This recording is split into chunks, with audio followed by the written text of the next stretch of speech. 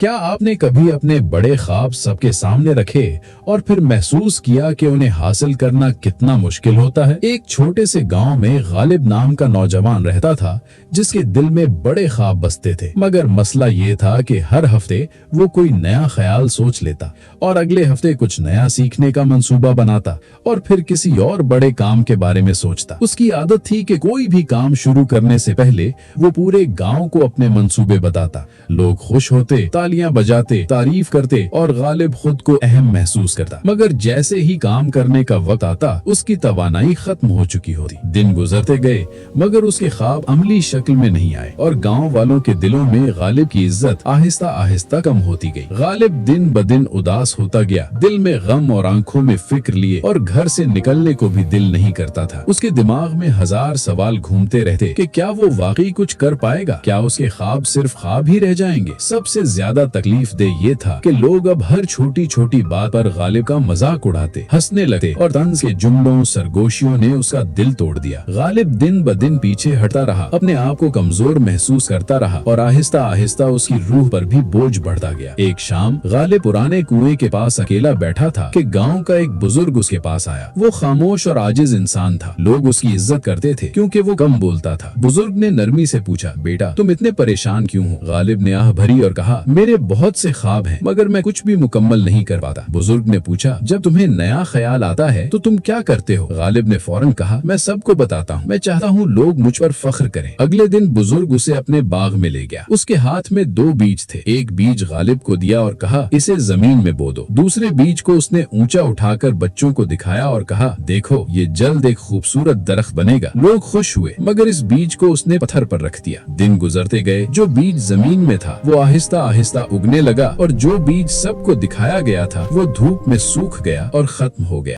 बुजुर्ग ने गालिब से कहा, बीज को उगने के लिए खामोशी चाहिए, अंधेरा चाहिए। अगर तुम उसे सबको दिखाओगे तो वो सूख जाएगा। फिर उसने कहा, जब तुम अपने ख्वाब बहुत जल्द सबको बताते हो तो तारीफ तुम्हें ऐसा महसूस कराती है जैसे काम हो चुका हो। तुम्हारा दिल मेहनत की आग खो देता है और तवानाई लफ्जों में जाया हो जाती है। गालिब को एहसास हुआ कि वो यही करता आया है। तारीफ और तालियां ही उसके लिए काफी हो जाती थी। बुजुर्ग ने कहा, ख्वाब शुरू में नाजुक होते हैं, उन्हें खामोशी में मेहनत की मट्टी में बढ़ने दो। जब दरख्त मजबूत हो जाए तो सब खुद देख लेंगे। गालिब बुजुर्ग की बातों से बहुत मुतासिर हुआ और दिल में एक नया जोश जाग उठा। उसने फैसला किया कि अब वो अपने ख्वाबों को खामोशी से पूरा करेगा, मेहनत करेगा और किसी को कुछ नहीं बताएगा। दिल में एक मजबूत इरादा पैदा हुआ कि अब वो मुकम्मल तौर पर काम करेगा, हर दिन सीखेगा, गलतियों से सबक लेगा और सिर्फ अपने अमल से लोगों को दिखाएगा कि वो क्या कर सकता है। ये वो लम्हा था जब गालिब ने अपनी जिंदगी में पहली बार सच में अज़्म और हौसला महसूस किया और ये अज़्म